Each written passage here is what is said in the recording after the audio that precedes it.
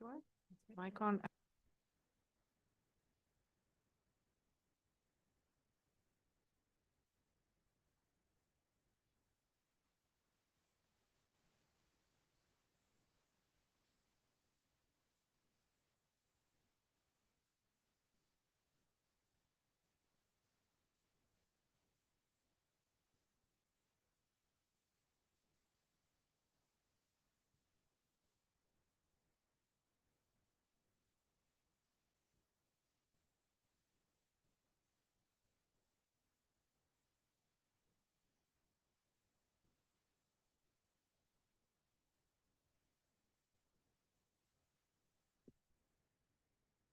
Hello, everyone. Are we all ready? Okay. Right. Thank you all for coming. I'd like to begin by welcoming everyone to this meeting of the Assets and Procurement Committee here at New Shire Hall and everyone watching via YouTube. The County Council allows filming and photography at its public meetings, so please feel free to take pictures and use social media during the meeting.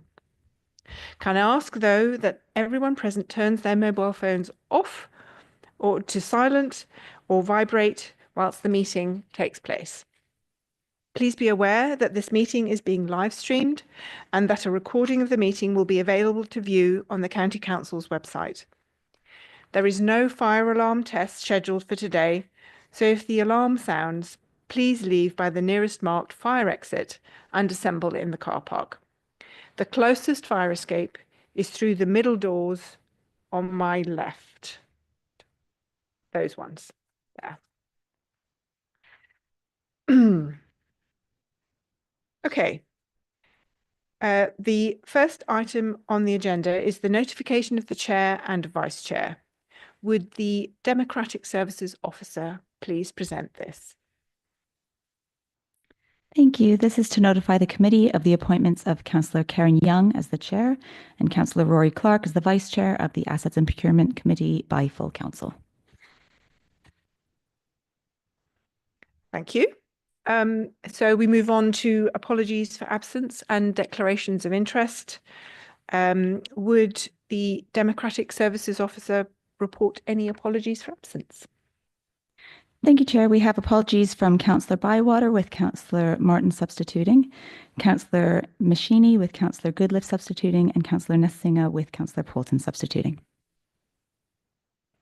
Thank you. Does any member wish to declare a disclosable pecuniary interest or non-statutory disclosable interest? Nope. Thank you very much. So great. We move on to the minutes and action log.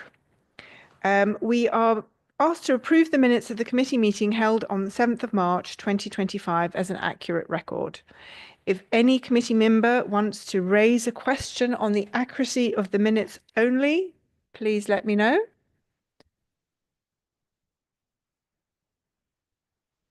No, thank you. I see no objections, so we will take that as carried unanimously. Attached to the minutes is an action log. Do we have an update? Thank you, Chair. We have one update to action number 62, the contract management update. This previously stated that the action would be resolved at today's meeting. However, this will in fact be resolved when the next contract management update is reported to the Assets and Procurement Committee. Therefore, this action remains in progress.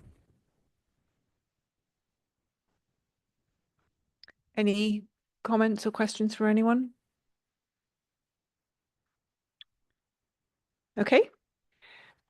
We will note the action log. Thank you.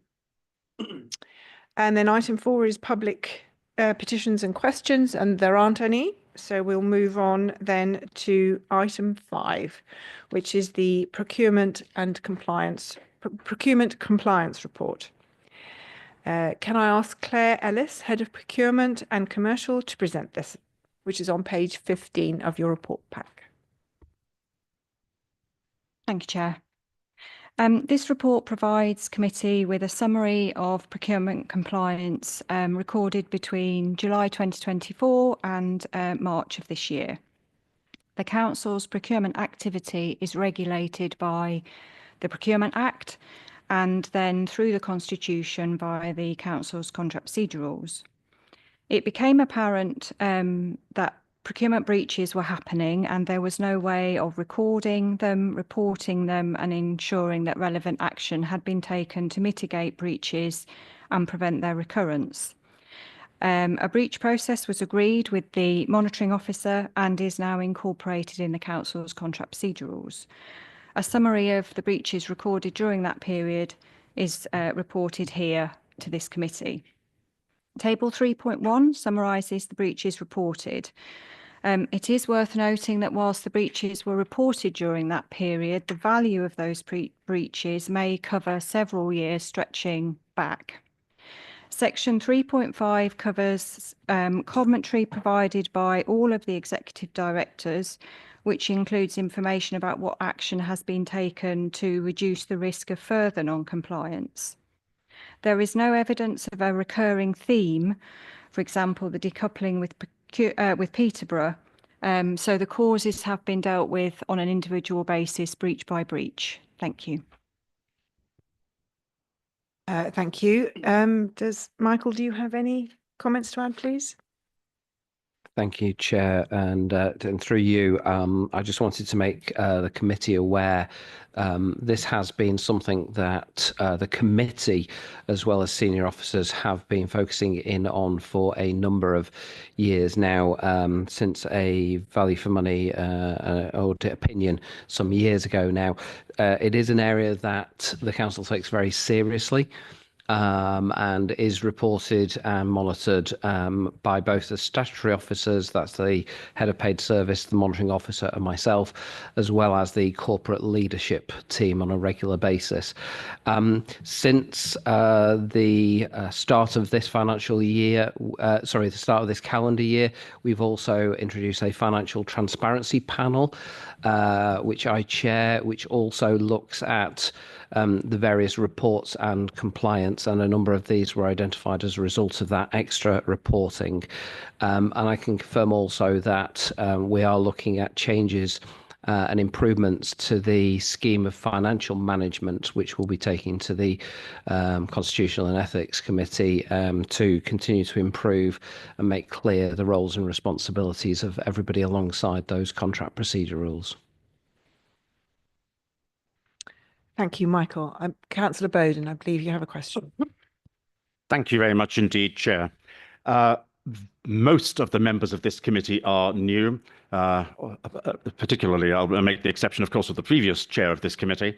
So you'll be unaware that over the last 4 years, it's been something of a hobby horse of mine that I've been concerned about procurement and procurement compliance. And I was pleased when it was agreed a year or so ago that we would start monitoring what was going on and that would be reported to this committee. Having said that, I'm absolutely and utterly shocked by the content of this report. I knew we had a problem. We all knew we had a problem. It wasn't just me. We all knew we had a problem. But for it to be quite as large as this really does surprise me. We've got 13 instances given here in a 9-month period of breaches of law, of procurement law being found, coming to a total value of over £27 million. It's an absolutely enormous amount, and it's a real problem. And I don't think that officers would disagree it's a real problem, and that's why actions are being taken. It's really important that we as a committee keep a very close eye on how this improves. And I really do hope and expect that it will improve, but we've got to assure ourselves that there will be improvement on this lamentable report that we've got here. And as part of that, may I ask, Chair, that this issue and this report be updated on for each meeting that we hold, we have an update so that we can see how things are changing, and we eventually find a way of tabulating the information so that we get it put in numerical value so we can see almost in a graph how the number of procurement law breaches and the amount of the procurement law breaches are changing, and also that we somehow keep track of which departments are involved. because I wasn't over impressed to hear that there's no pattern involved here. Well, maybe there isn't a clear pattern. Maybe it's overall that there's just a failure of procurement. And it's really important that if lessons are learned, that we see that they've been learned, and we don't see that the same departments have the same problem occurring in different contracts time after time. And the earlier we can see that, the better. So may I request, Chair, that this item be included on all future agendas as well, so that there's an update, we can see how things are changing, and I very much hope that we see how things are improving. But this report itself is truly shocking, and I think we have to take action with regard to this. And I am very concerned about the implications of breaches of procurement law, because at least theoretically, and in some cases actually, a breach of procurement law can cause various other companies, various other potential suppliers to take action against the council. And I just wonder what the potential legal implications are of some of these, especially some of the larger breaches of procurement law which have been identified in the last 9 months, and what we are doing to ensure that we don't find ourselves in some significant contractual or financial difficulty as a result of these breaches. Thank you, Chair. Thank you, Councillor Bowden. Michael, would you like to respond, please? Thank you, Chair. And if Claire wants to come in, by all means, Claire, come back on anything that I say. I echo that the level was a surprise to us as officers when we first identified that, and the good thing is we are identifying it. I would also say if you look around the local government sector, we are, along with a handful of others, one of those that report this now as a matter of course. And I was pleased, though, that in the reviews, at least, we identified no fraud or corruption in any of these cases. So that must be stated. Obviously, not all of them were breaches of procurement law. Some of those were breaches of our contract procedure rules, and we are reporting both here in terms of that. And actually, a large number of these are remedied or in process of being remedied through the issuing of contracts or tenders and procurement process. I absolutely agree. This is something that is on our radar of continually reporting, so I'm quite happy to report that. I think the greater analytics of that in terms of the directorate department type of role, certainly it's something that we're keen on in terms of then training and training compliance that goes alongside this. And so I think that's something that we can and would have continued to commit to report back to this committee. Councillor Bowden. Thank you, Chair. Just as a clarification, it would be reported back at each meeting of the committee until we decide it's no longer necessary. Yes, I think there may be differing levels at each committee in terms of the cycle. Some of that might be possibly because of the timing of the year. But yes, I certainly think we can submit a report, and if it's only got one item on because of lack of contracts, we'll make that noted. If it's only one item because the process is improved, we'll make that clear as well.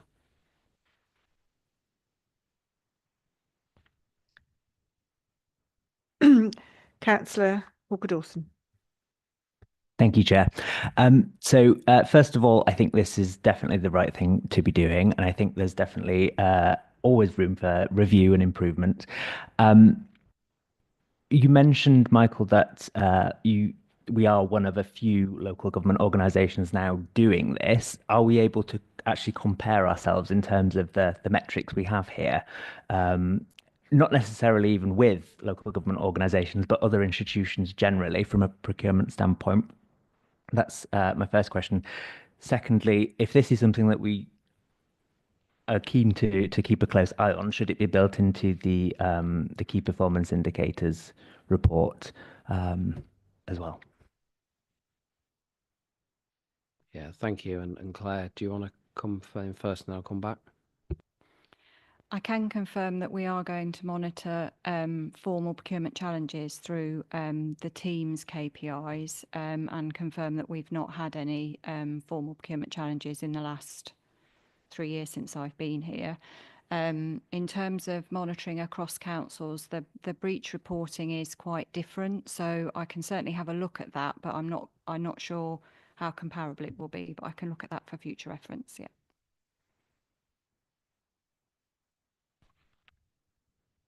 Councillor Haythorn. Thank you for this. I recognise Councillor Bowden's concerns, but I think there is a point here that if you are attempting to put things right, if you were to say we're going to put things right and then there was nothing to put right, what are you doing? So I think it's absolutely not a surprise that things are coming out, and that's right, and that shows an honesty and an integrity to the process.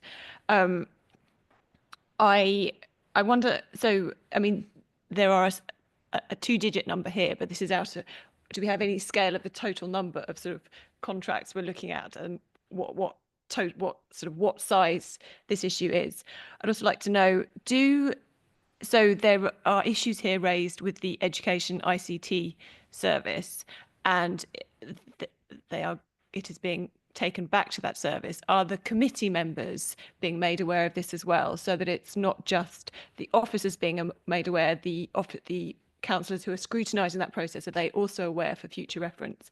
And the final question, well, the final observation is there was an issue here relating to the busway, and I understand that was a sort of historic history of non-compliance, and the consequence of that was that while the procurement breach was being resolved, in December, when the busway was at its darkest in one of the narrowest places on the maintenance track in Histon, there was zero lighting. There isn't a great deal of lighting there at all, but there should be lighting on the bus stops, and there were 12 lights all broken at that point, and it was really difficult. And then we had a winter when the whole busway didn't have the light it should have in some of the most critical safety areas. So are there mechanisms? Well, hopefully this will not happen again, and now a contract is in place, but is there a way in which we can resolve these issues more promptly and in a way that doesn't cause potential safety and other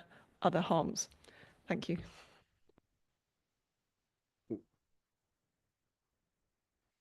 I can certainly get back to you on the value of contracts let in a particular year, so that we can confirm what percentage that is. But I don't have that information to hand, I'm afraid. But I'll answer that afterwards. So thank you, Chair. So I thank you, Claire, for agreeing to do that in terms of the scale, and if you imagine the magnitude of £1 billion organisation per annum, there are certainly an awful lot of contracts, but one breach is enough. You know, we have to take all the learnings, and we accept that, and it's part of our focus and part of our monitoring of a suite of KPI in performance measures. I think in relation to the EdIT bit and the committee aspects, I'm going to say that I'm not sure that committee are aware per se of the breaches, but committee should now be becoming aware of contracts that are coming through in terms of those procurement aspects that are part of the remedy. In relation to the busway, I think this was more in relation to legal fees. However, I am aware that there is a report coming forward shortly to Highways and Transport in terms of the busway maintenance, and so that report will pick up the ongoing maintenance and the work to be carried out by the council as part of its duties.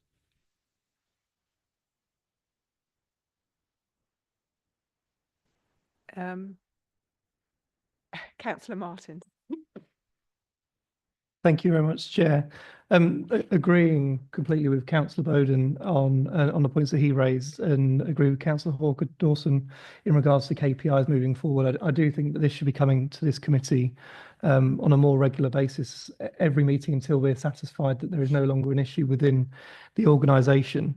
I do feel that the report plays down to some extent the seriousness of some of the breaches that are within here, as much as they may not be fraudulent or corruption or financial irregularities, as it mentions in the report. I think it's still very serious, and there's a lot of money at play here, as Councillor Bowden outlined. And I wonder, Michael, based on what Chris has said, and as we know, procurement laws have been tightened in recent times. The report says that there is no ongoing risk to the council. Obviously, I accept that's the case for the breaches raised in the report. But moving forward, if breaches continue to happen, what is the risk to this organisation and to the council? And how has that been assessed, and how is that going to be reported to us moving forwards? Thank you for that question. I think the first thing to point out is that following the reviews a number of years ago, the procurement and commercial team was considerably strengthened. And we have to differentiate the corporate procurement and commercial function in terms of its setting out of clear guidelines, training, following through the enactment of procurement and the support and the advisory the service that they provide to the procurement manager and contract manager.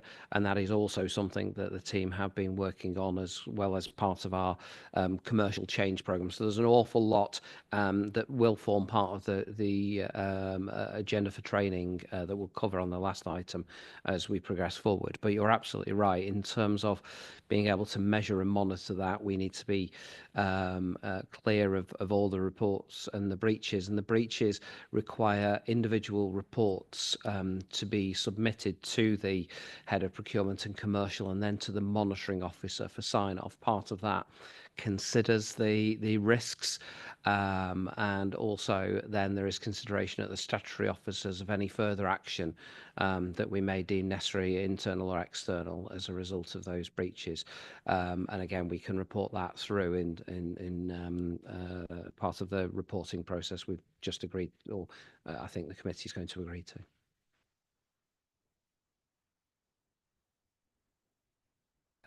Councillor Goodliff.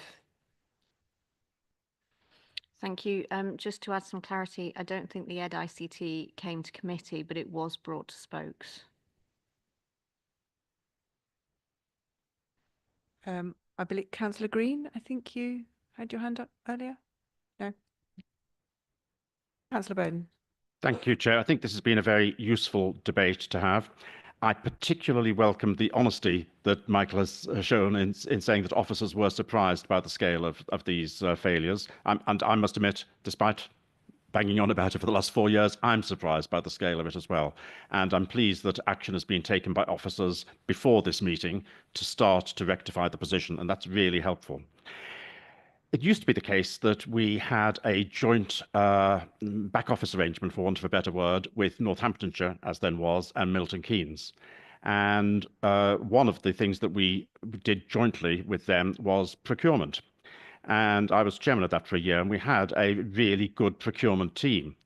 And what I learned was that in procurement, very often the problem isn't on the procurement side. It's not the procurement professionals where we have the issue, who tend to know what they're doing and tend to be very, very good. It's at the contract manager stage where we have the problem, where they either don't understand what procurement is, or they just forget that procurement is required at all, or they don't understand the process of procuring. And I think that a real issue that we have here, and I did identify it at the time, was a real lack of training of people who were put into a contract manager position so far as procurement's concerned. The first thing they need is awareness. And the second thing they need is some degree of technical understanding if they're going to be the manager for that particular contract and in charge of that particular procurement process. So very often I found that the procurement information provided by the procurement professionals was absolutely fine and spot on, and it wasn't understood by the person who was actually carrying out the procurement and the person in charge of the contract. So I'd welcome all of the council to give consideration in the various departments to ensuring that when a contract comes before us, that we have a situation where the procurement element of it is fully understood by the manager concerned, not merely in terms of compliance with the law, but also in terms of how the evaluation of the procurement takes place. I had an example which I took apart, it was about 6 or 7 years ago. I took it apart where there was a procurement for an item in adults and health. I think it was on health. And we were told that the procurement was going to be based on 60% on quality and 40% on value. And when I actually took the procurement process apart and put it back together again, it turned out that the actual assessment had been 97% on quality and 3% on value. because the manager didn't really understand how the scoring process worked on procurement. Now, in that particular case, it wasn't a problem because the best quality tenderer was also the cheapest. But it just showed me how important it is that contract managers actually understand the mechanics of the legal side, first of all, of course, but then the mechanics of how procurement scoring works so that we actually get what we want. But I think it's been a really helpful debate, and I'm very grateful that this is now going to be a standing item on future agendas. Thank you, Chair. Actually, you've sort of asked my question in a slightly different way. I think, Michael, could you explain what steps you are taking to train the staff in the council? Thank you, Chair, and Councillor Bowden. And I think, Claire, if you want to dive into any of the details, feel free. So if we start at the very top in terms of the governance of the organisation, as I mentioned earlier, we will be reviewing the scheme of financial delegations and financial management, which covers service directors, but not below that. So we'll include heads of service and managers who are often the contract manager and the tenderer. We also we have our conversations, which is our performance appraisal type regime, and that is making clear in terms of financial management as a key focus for all employees, but will particularly be assessed as part of the senior management's process as they progress, and alongside that, making sure that the training is essential, and we were clear as to why we recognise the training is essential and therefore it must be completed by all officers as part of their annual process. We also, just picking up the earlier point, have a sign-off process now. So any procurements coming forward have to be signed off by a senior officer, depending on the threshold, and that will include commentary on whether it is 50-50, 60-40, whatever kind of price quality split. And I know this committee has been quite clear in the past in terms of the greater weighting in terms of the financial, recognising the position that the council's in. We have our internal website, CamWeb, which has very detailed procurement pages with training and online guides there that I think are quite straightforward to use, but I would say that. And the team then have a kind of almost a business partnering role and meet regularly with each of the directorates to look at issues that are rising and engage and pick up through that and provide individual training. So that's quite a bit in terms of round. Claire, I don't know if you want to say anything in terms of the detail. I was just going to say that one of the strands of the commissioning and commercial change programme is training. So that board is looking at the training that's available to both those involved in procurement and those who manage contracts afterwards, and how we can encourage and enable those individuals to access as much training as possible. So that is being covered by that board as well. Thank you. I think that's great to hear because that's going to be an essential component of putting this right. So thank you very much. Right. So, oh, sorry, Councillor Murphy. I just wanted to add my thanks to everyone for putting this report together, because it's an essential feedback loop on what training is happening and what is landing with people. And also, as awareness builds, you know, it can affect other areas. I suppose there's the issue of compliance with procurement, but then there's also just integrating that with broader understanding of procurement generally. And you know, it's one thing to be compliant, which would be excellent, but it's another thing to procure effectively.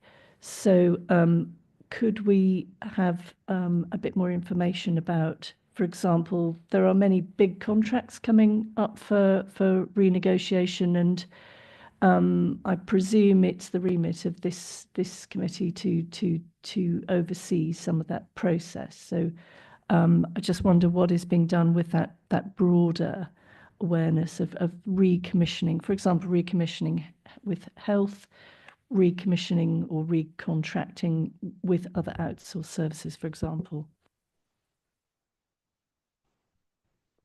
So the council has a procurement pipeline that it publishes, has been reported to this committee before in the past. Obviously, the individual contractual decisions will be taken by the relevant committee as they progress through that process. And I think the real focus that the Commercial and Commissioning Change Board is looking at is that commissioning decision, that first decision about why you need and what you need. We can get the best procurement and drive the right price, but if we're paying for more widgets than we needed, or we never needed widgets, then you're still overspending. So I think it's as much a commissioning discussion as it is, and I think having that sight of the pipeline so that we know what is coming up for the major revisit of what we're putting out to the market versus the ongoing contract variations for those contracts that we presently hold is something that that change board is looking at.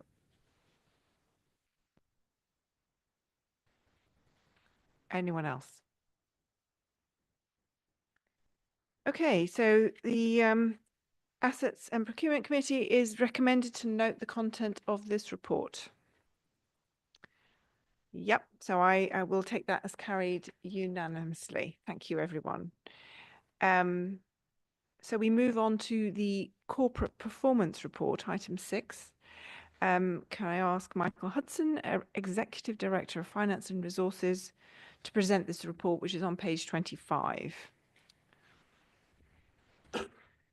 Thank you, Chair. I was once taught never start a presentation with an apology, so I'm now going to breach that and start with an apology.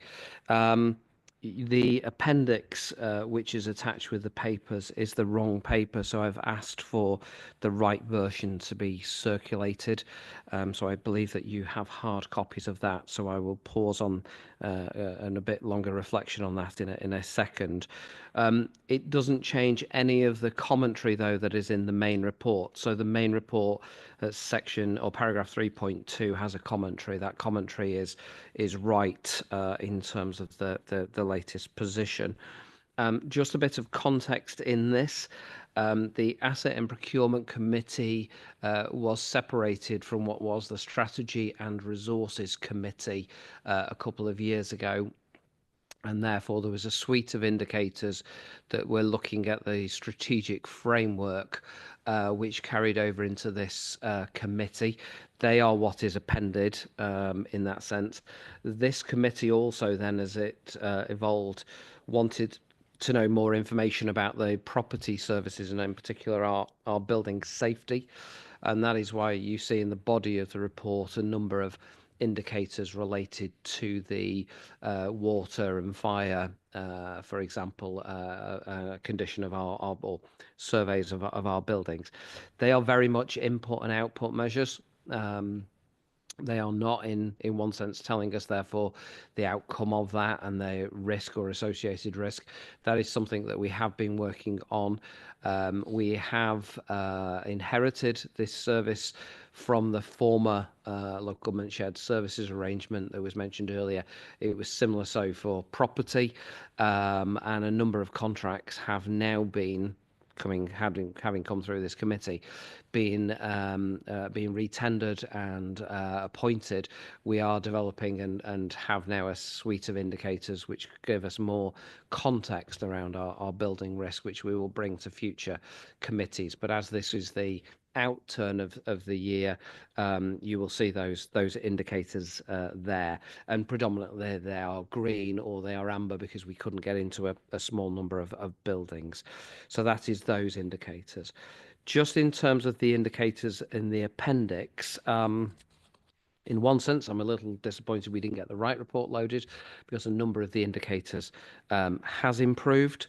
So the first indicator, 001, is looking at the percentage of contract waivers submitted less than 5 days before their proposed start date, excluding, well, it's got including and excluding those that are deemed as urgent or an emergent situation. And at Q2, when we last reported, we had 38%, or an adjusted figure of 27% of the contracts brought forward needed a waiver for within less than 5 days. I'm pleased to report, following a step back up of the monitoring processes. These previously were reported to the Chief Executive, the Monitoring Officer, and myself. We relaxed that. The performance dipped off. We reintroduced that in the autumn of 2024, and the improvement or the performance has improved, so that by the end of 24-25, i.e. the 31st of March, we had 14% of contracts. There were 43 contracts brought forward in that kind of last month, where the waivers were requested, but there was over half of those were urgent. So we just had 7.2%, which is a significant improvement on the 27%. So we will continue to review that in terms of the control by the statutory officers and the sign-off of those.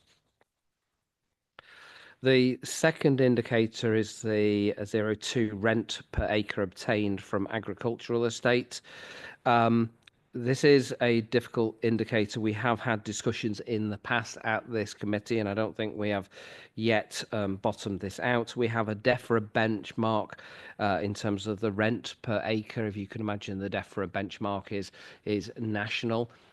We are very blessed in Cambridgeshire, particularly around the Fenlands area, in terms of the richness of our agricultural land, and we are able to achieve a value per acre significantly more than the national norm, and so much more than the target.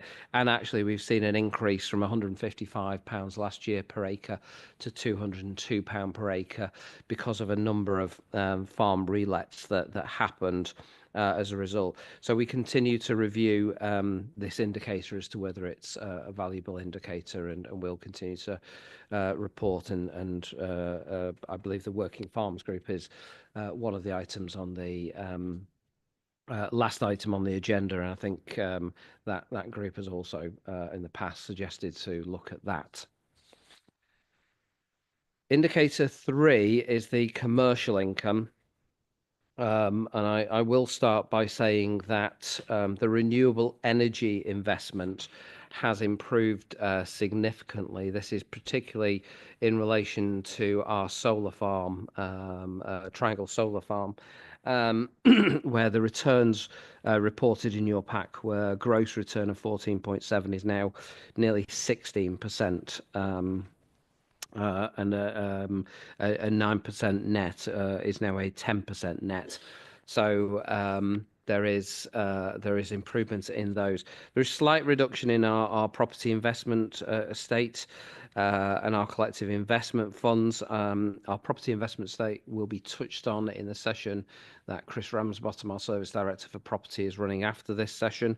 But we have a number of long-term vacant lets that we are still dealing with that. The main issue to note, and is noted in the report, paragraph 3.2, is that our return on investment for our housing investment in the company, this land, is significantly down on its target. This is something that was reported and has been reported to Strategy, Resources and Performance, as well as through this indicator to this committee throughout the year. This is a result of working with the company in terms of a managed risk in relation to the interest payable throughout 24-25, and as a result, no interest was payable and has been deferred and will now be collected in 25-26 and onwards. And a further report will come to the subcommittee of this committee in July, following up previous reports. and therefore the gross return now is down to 1%. The social value indicator, which is 004, has improved. It was a very difficult one to judge in terms of a target, and a briefing paper and training is planned around this aspect of procurement. But I'm pleased to report that by year end we had £183,600 worth of social value that have been identified through the contracts that we had let. And then finally, indicator 005, the percentage annual spend spent on purchased goods with suppliers that are based locally. This is a difficult measure because it does fluctuate depending on the contracts that are being let and whether they are contracts that are in a position for sole provider, subcontract, or actually national provider. So, for example, if you think about our energy contracts, if we let our energy contract during that quarter, then that will be a national, potentially international supplier, and these factors can skew the month-by-month performance. We did actually respond, I think it was Councillor Bowden's request last time, to circulate the list of the drop in performance that we saw in the previous quarter. I'm pleased to say that that has now risen in the final quarter to 38% of those contracts awarded in the last quarter were to locally based companies. As I say, again, that is a determinant of what contracts are being let, but it's a measure of an indicator that reflected the strategic framework. Chair, I'm conscious that is a much longer preamble than I would normally have done because the papers were not provided, and again my apologies, but happy to take any questions on that or follow-ups outside of this meeting. Councillor Bowden. Thank you, Chair. I don't know, Michael, if you're aware through you, Chair, but we've only been provided, at least at this side of the table, with one piece of paper, so one indicator, which is indicator ANP 004. I don't think we've seen any other replacement numbers. Okay.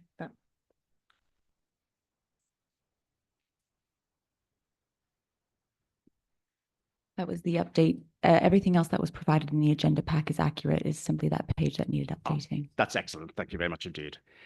In which case, again, one of my hobby horses over quite a long period of time has been to do with the waiver process.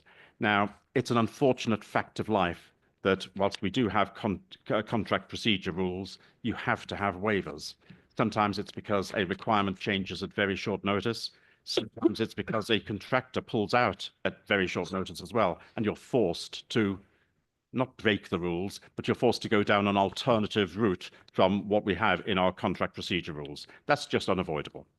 However, some of the failures that we're seeing here, and I'm pleased to see that we're separating out the urgent from the non-urgent waivers, some of these failures are just a failure to follow the rules that we're meant to have.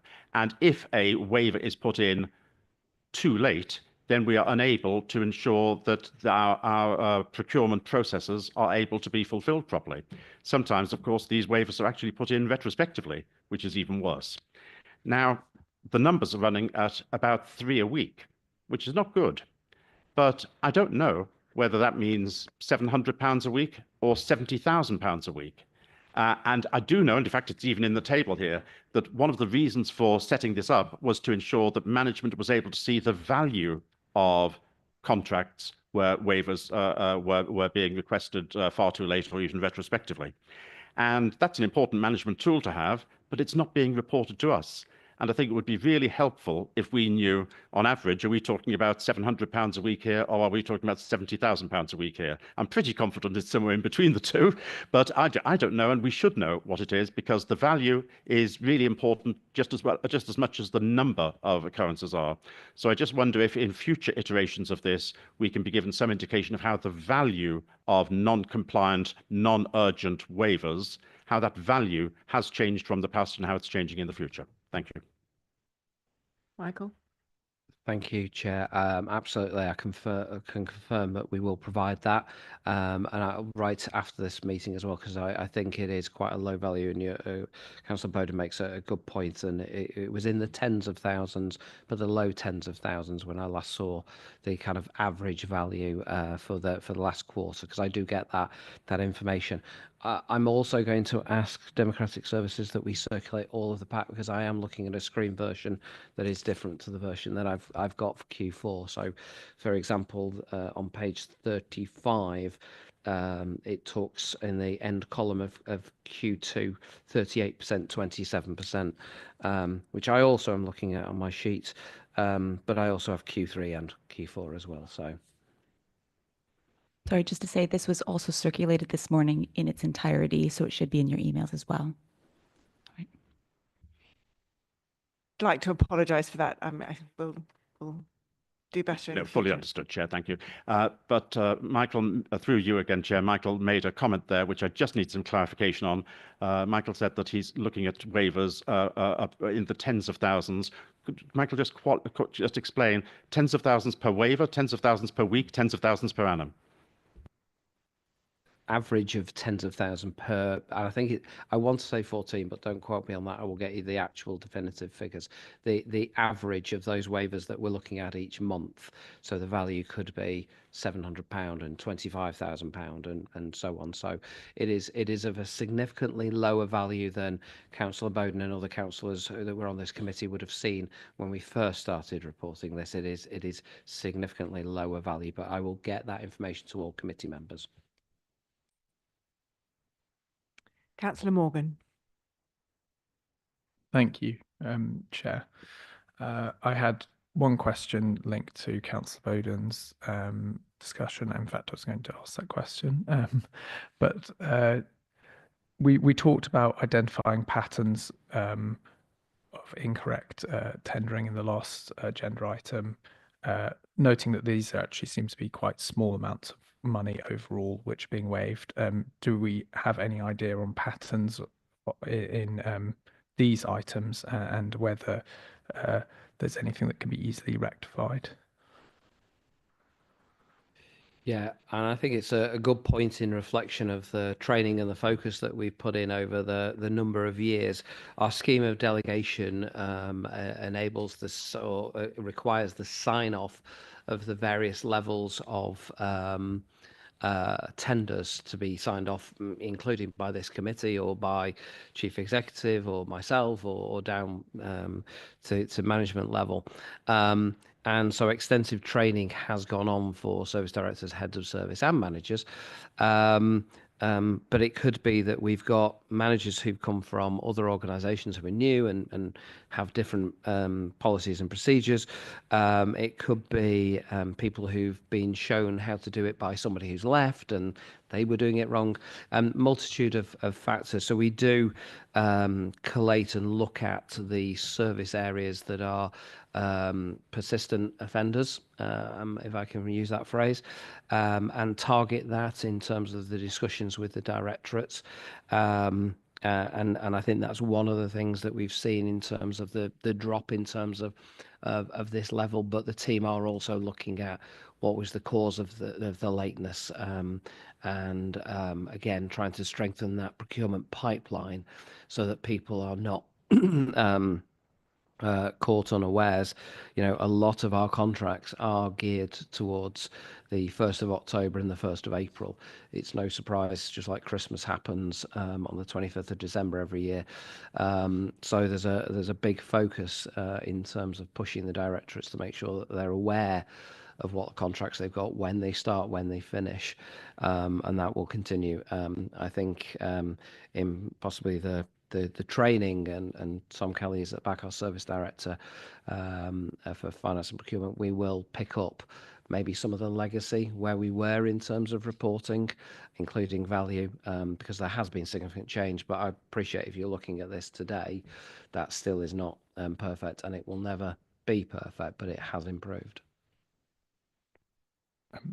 May I also ask my second question, which was if we have, noting that you it's hard for you to get the values for the farmland. Do we have a like an income percentage yield for the farmland, and do we have like an overall like return on investment, including any capital growth for the farmland assets? We do look at those measures. They're not something that I have to the top of my head. Chris Ramsbottom, the service director, at the back of the room, will do some training after this session. We will try and get some more information.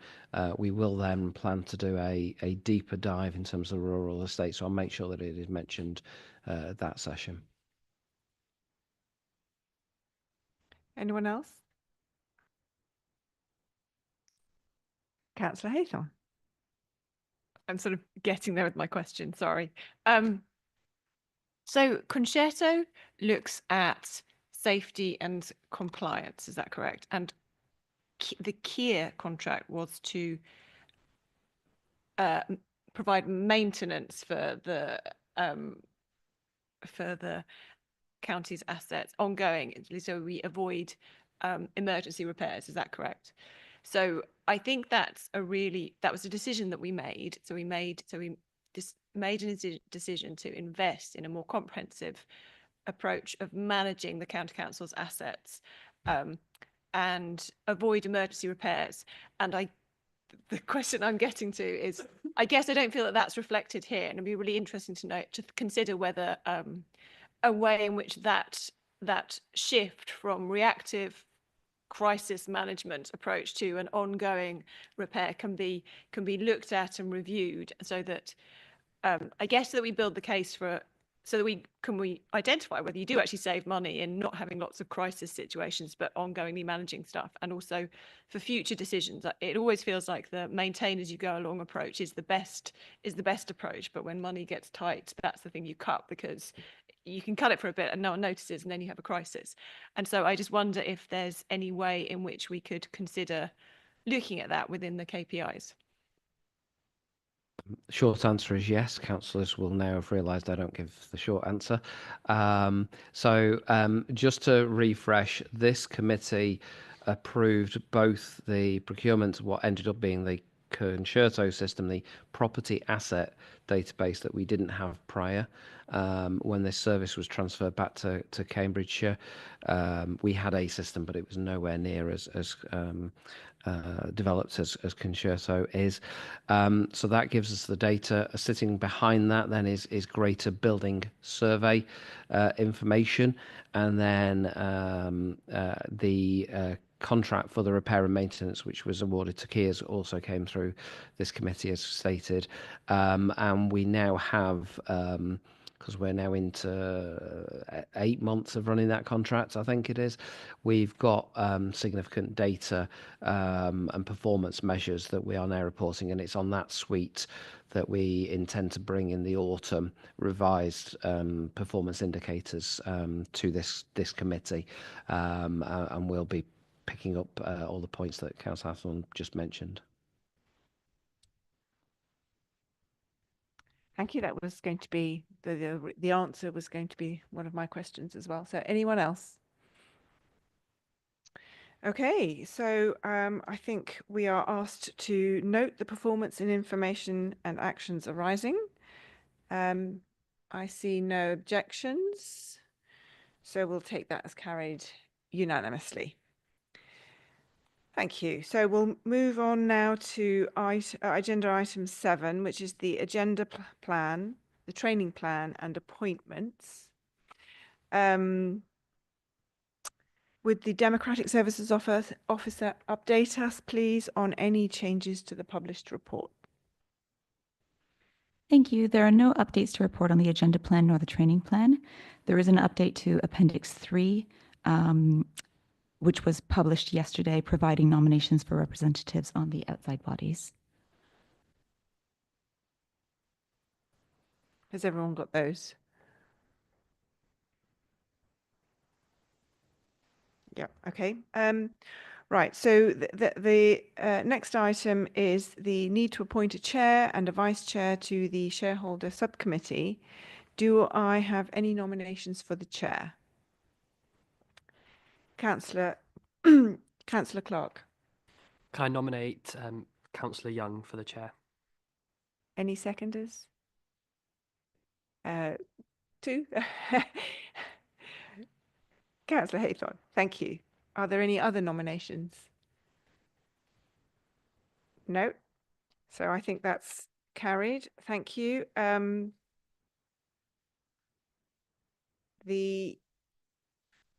on. Any nominations for the vice chair, please? Councillor Clark. Can I nominate Councillor Hathorn, please?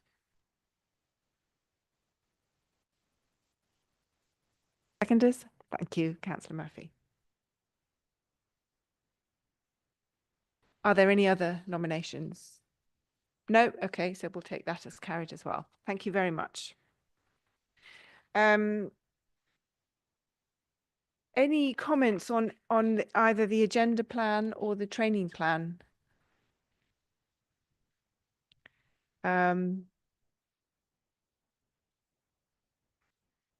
Okay, so we will obviously if you've got any requests for training or let us know and we'll definitely consider that. Thank you.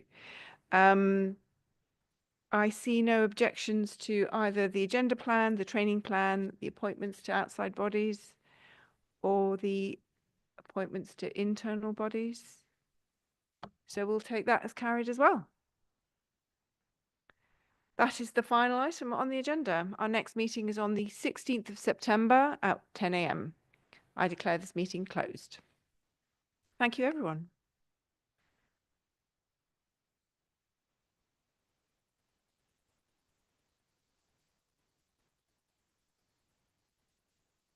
Go on.